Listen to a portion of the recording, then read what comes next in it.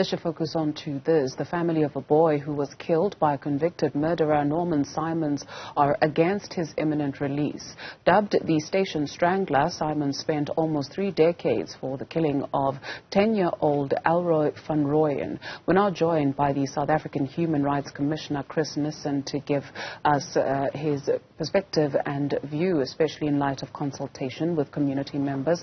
Thank you very much, Mr. Nissen, for your time this afternoon.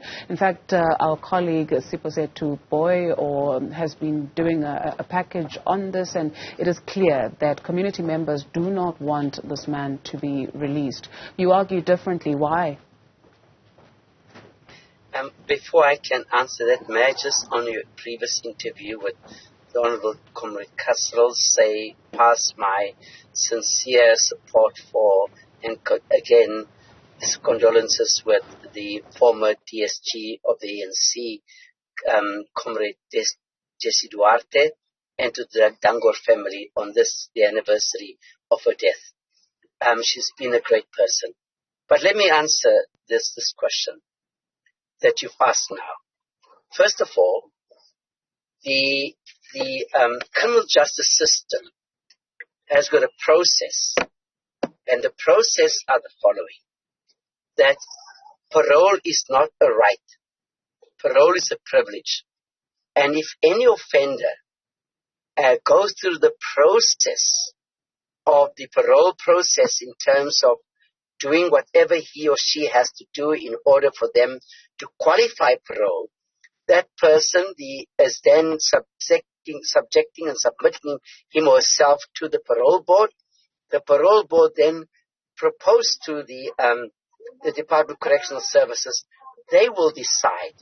It's not a decision of any individual, it's the parole board. However we say, what is important is that the communities where this person have committed the offense, they have to be consulted, as they've done on Sunday past.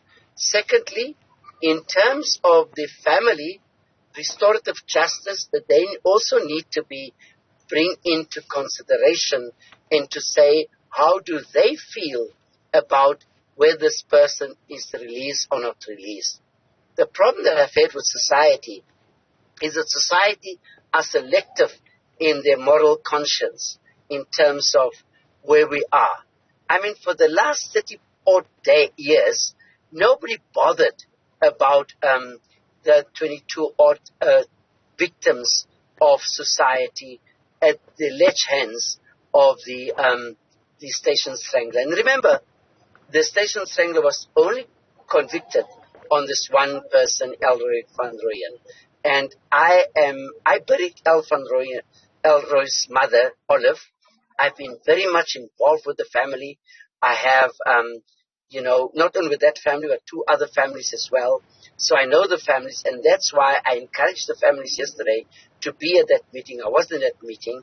But for me, it's not to say yes or no. For me, it's not to support, not support. For me, is where the family feels that they have really received justice. But it's not about the Elroy van Rooyen family. There are 22 other families that don't know. Some of the bodies never found. If you may recall, the ANC. Mr. Nissen, unfortunately, we are losing you there intermittently, but before our connection gives up or before we run out of time, at least for the Van Rooyen family, has Mr. Simons apologized to that family? Because the process also involves remorse, no?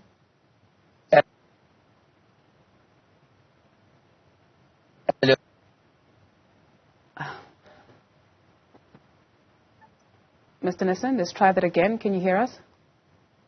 I can hear you. Can you hear me now? Yes, please. Please finish your thought. No, what I'm saying is that, that in the killing fields, I took the late President Nelson Mandela to the house of Neville Samai in Rocklands. So I'm saying it's the family that needs to decide whether he needs to be released on parole. It's not us, nobody else.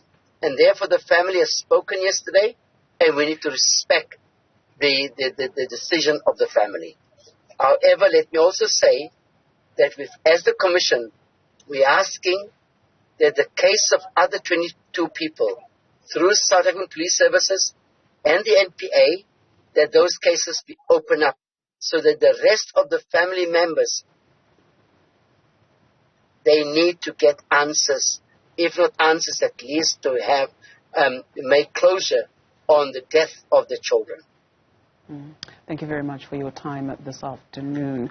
Mr. Chris Nissen is the commissioner, or is a commissioner at the South African Human Rights Commission.